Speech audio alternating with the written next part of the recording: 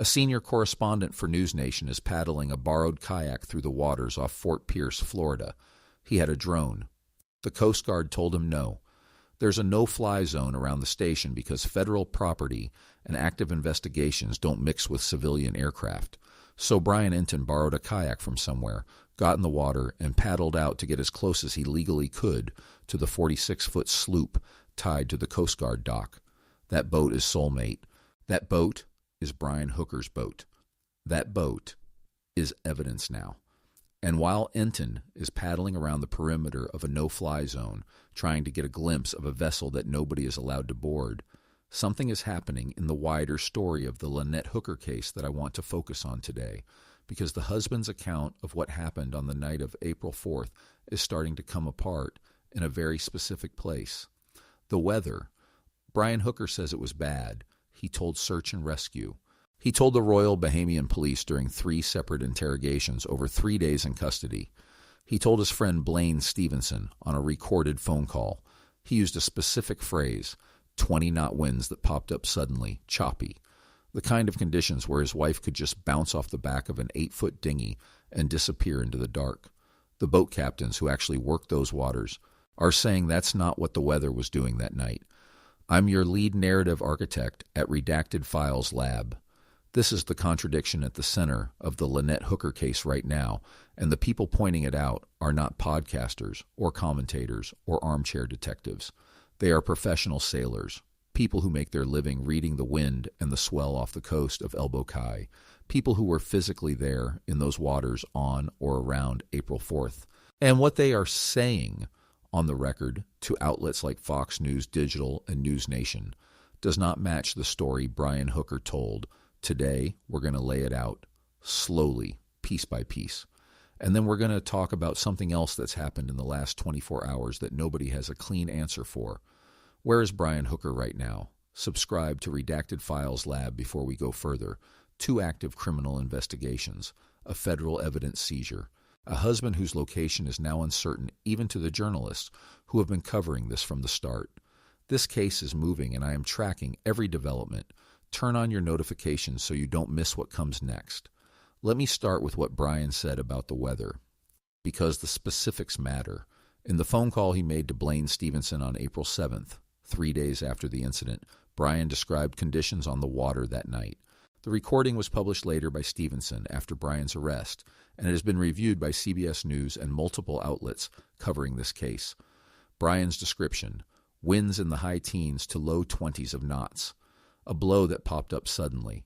Conditions choppy enough that an experienced live-aboard sailor's wife of 25 years could lose her grip on the back of a hard-bottom inflatable dinghy and go into the water without time to react. In maritime terms, 20 knots is not a hurricane. It's not a small craft advisory in most cases. It is, however, the kind of wind condition that you would notice, that you would feel. That would push an 8-foot dinghy around in ways that any sailor would recognize. It is also the kind of weather condition that gets recorded. Marsh Harbor, Hopetown, the entire stretch of Elbow Cay, and the surrounding Abacos. Those waters are not unmonitored. There are weather stations. There are charter boats with logs. There are sailors who keep meticulous records of conditions because their livelihoods and their lives depend on knowing exactly what the wind is doing. And those records exist. For April 4th, 2026, Fox News Digital sent a charter captain named Mo Monestein to physically retrace the route Brian and Lynette would have taken from the Abaco Inn back to Soulmate that night. Monestein has spent 15 years on those waters. He knows them the way you know your own driveway. And when he ran the route for the cameras, it took him 4 minutes, from the harbor at the Abaco Inn to the anchorage in Aunt Pat's Bay where Soulmate was moored.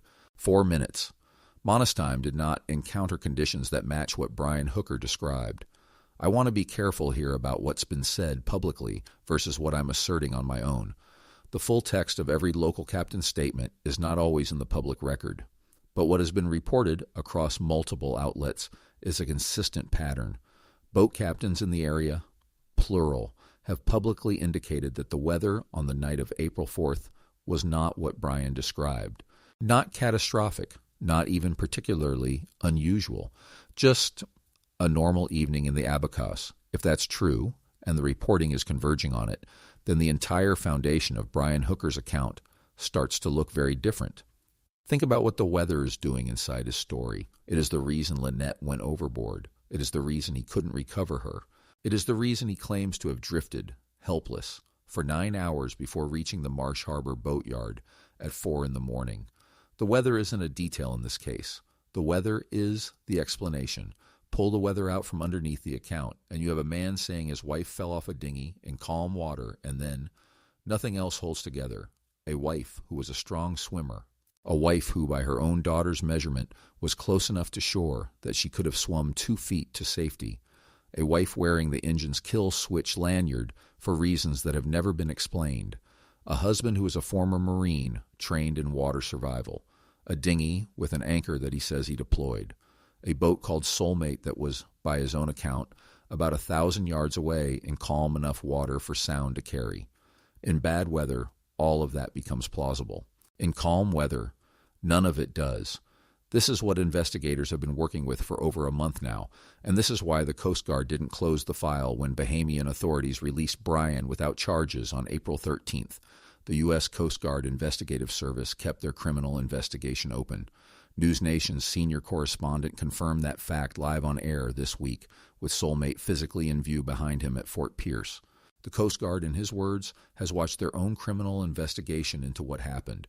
Past tense, present tense, continuous. Let me move to Fort Pierce, because the physical reality of what's happening there matters.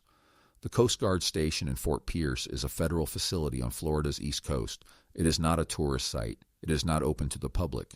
The drone restrictions in place around it are the standard restrictions around any active Coast Guard installation, which is why Brian Enton couldn't fly. He had to find another way. He found a kayak. He paddled out into the channel, kept his distance, and got the visual that anyone following this case needed to see. There is a 46-foot sailboat tied up at that dock, and there is a Coast Guard presence around it that has not relaxed since it arrived late Saturday night. Nobody is on Soulmate right now except authorized federal personnel. Forensic teams are not always immediately deployed on a seized vessel, especially when paperwork and chain of evidence procedures have to be completed first. What we know publicly is that the boat is in federal custody, that CGIS Sector Miami has been driving this investigation, and that any forensic examination that follows will be conducted with the full resources of the United States Coast Guard, and by extension the FBI's forensic capabilities available to them. That is a significant escalation from anything that has happened in this case before. Subscribe to Redacted Files Lab. The boat is in custody. The investigation is escalating. And the developments are coming in faster than I've ever seen on any single case. I am posting every update the day it happens. Now I want to talk about something that has not gotten enough attention this week. Where is Brian Hooker? When Brian was released from Bahamian custody on April 13th, he made a public statement. He told ABC News that his only focus was finding his wife. He said he was going to hire or beg people to help him search areas of the Bahamas. He said this on camera.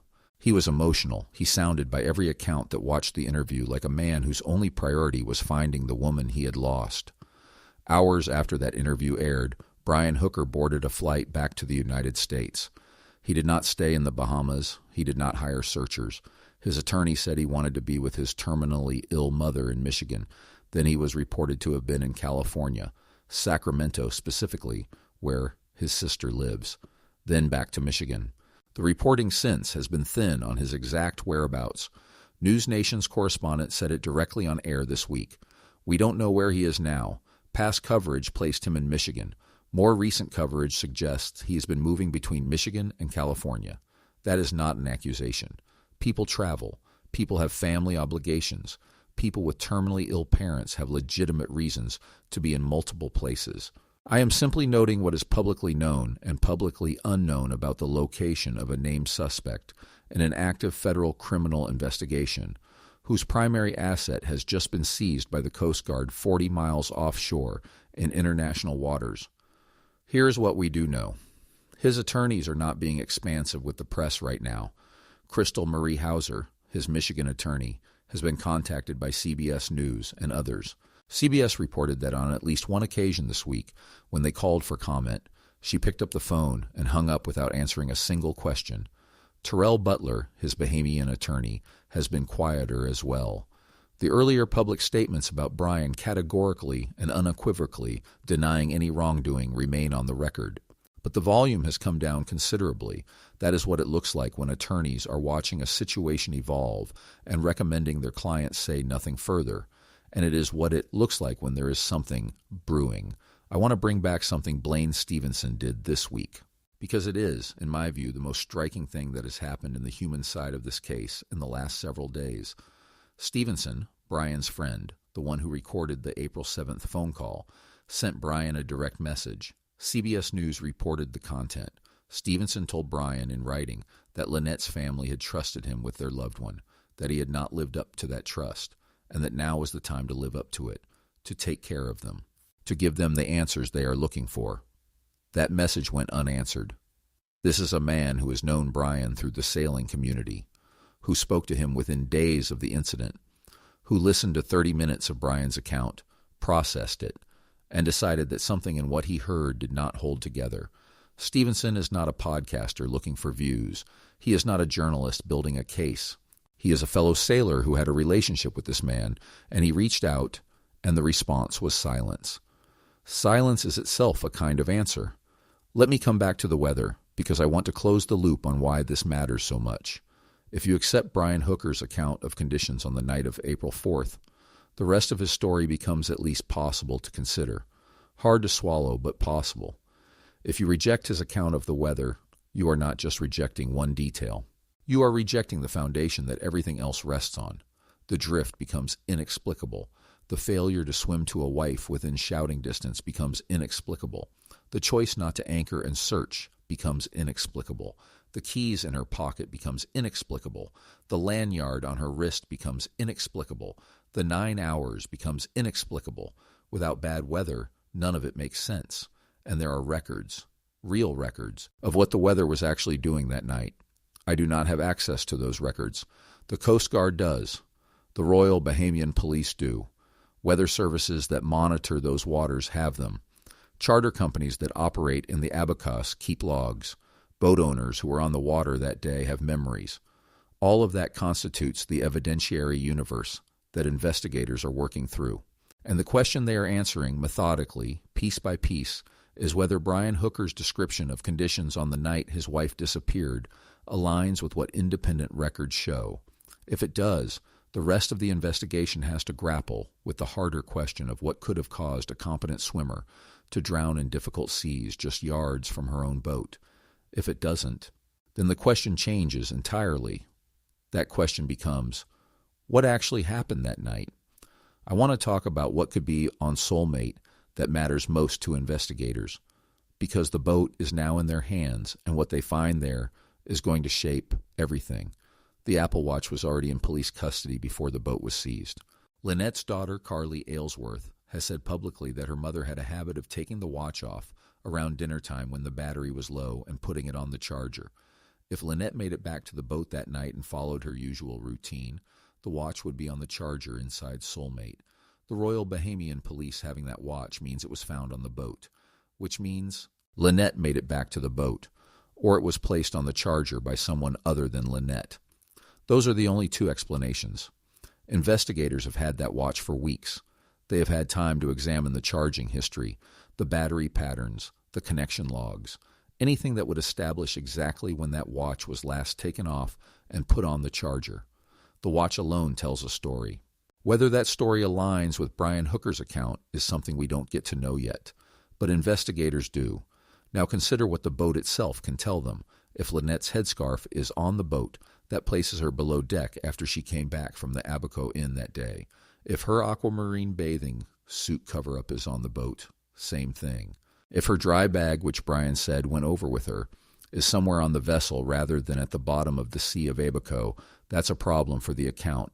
Any biological trace below deck, any sign of struggle that didn't get cleaned thoroughly enough, any phone connection record that puts both her phone and Brian's phone on the boat at the same time after the dinghy returned. All of that becomes evidence. This is what forensic investigators do. They don't need a single dramatic finding. They need a convergence. multiple independent sources, all pointing in the same direction until no alternative explanation can survive contact with the evidence. That work has now begun on Soulmate. Subscribe to Redacted Files Lab. There is no scenario in which this case stays where it is right now. Either the forensics on Soulmate produce evidence that justifies a charge, or they produce evidence that genuinely supports the account Brian has given. Either way, this is going to move, and I will be here covering every step. Let me take a moment to talk about the people at the center of this who are not Brian Hooker. Darlene Hamlet is 76 years old. She lives in Michigan. Her daughter has been missing for over 5 weeks. She has given interviews. She has been on camera. She has said the thing that no parent should ever have to say, which is that she just wants her daughter to come home. She told Ashley Banfield with the kind of broken syntax that grief produces, that what she wants more than anything is to say, "I love you," and have her daughter hear it. Carly Aylesworth is Lynette's daughter and Brian's stepdaughter. She flew to the Bahamas. She walked the ground. She stood at the spot where Brian said her mother went into the water. She looked at the distance to shore, and she said her mother could have swum 2 feet.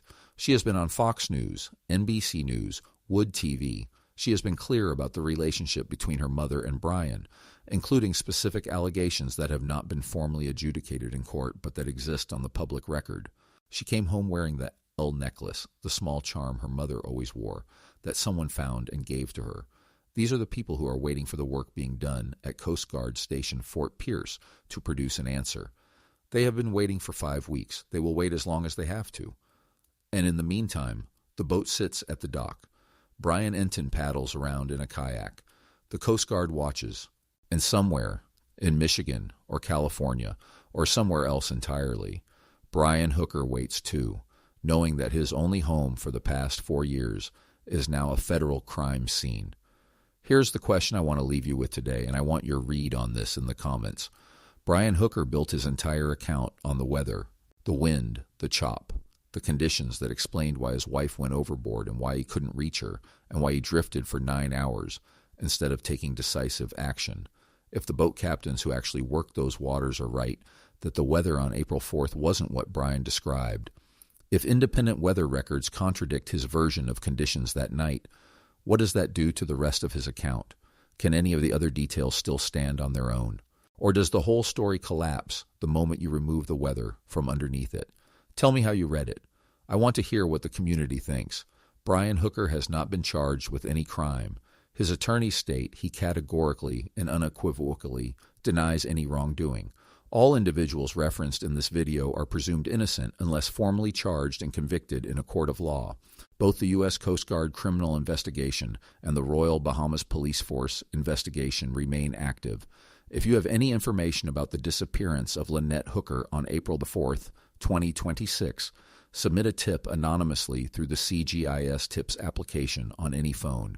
Carly Aylesworth and Darlene Hamlet also maintain a GoFundMe to support the continued search, titled Lynette Hooker Missing in Bahamas. Subscribe to Redacted Files Lab. The boat is in federal custody. The investigation is escalating. The weather record exists. And somewhere on that 46-foot sloop tied to a Coast Guard dock in Fort Pierce, Florida, evidence is waiting to be processed. Lynette Hooker has been missing for over a month. Her family is still waiting, and we are still looking for her.